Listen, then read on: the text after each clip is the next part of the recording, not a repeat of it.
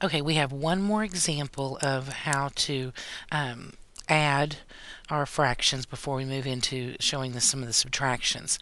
Now I wanted to look at this one because not only are these have fractions in them, but these are mixed numbers, so it seems a little bit more complicated. Well, the easiest way to work with these is to say, okay, we have rules for dealing with fractions, not mixed numbers. So let's change these into a regular fraction. So in order to do that, again, we multiply and add. 6 times 4 would be 24, plus 5 would be 29. So this would be 29 over 6, plus multiplying and adding. 3 times 2 would be 6, plus 1 would be 7 over 3. Now we are adding fractions, and the rule says the denominators must be the same. So we need to figure out a number that both 6 and 3 will go into. And actually they'll both go into 6, won't they? 6 will divide into 6 and 3 will divide into 6. Now we create our equivalent fractions. So 1 times 6 is 6, so we have to do the exact same thing to the top, which technically means that the fraction didn't change. It already was over 6.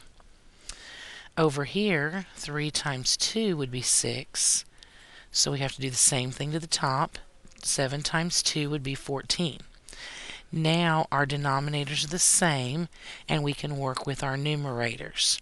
So 29 plus 14 would give us 43 over 6. Now this is an improper fraction, so we probably want to change it over to a mixed number, especially since they gave us the problem as a mixed number. Now remember, in order to change that, what we have to do is actually do the division. 43 divided by 6. So let's see, 6 will go into 43 7 times, which would be 42, with 1 left over. So as a mixed number, that would be 7 whole ones and 1 left over out of 6. So make sure that you are paying attention to your directions, so it will tell you whether it wants the answer as a fraction or as a mixed number. Okay, let's move into subtraction. Here we have 3/10 minus 1/4. And again, the key is we have to have a common denominator. So we're going to have to change these. We're going to think of a number that both 10 and 4 will also go into. Probably the quickest and the easiest one would just be 20. Both of those will go into 20. 10 times 2 is 20, so we do the same thing to the numerator. 2 times 3 would be 6. So 6 out of 20 is the exact same thing as 3 out of 10.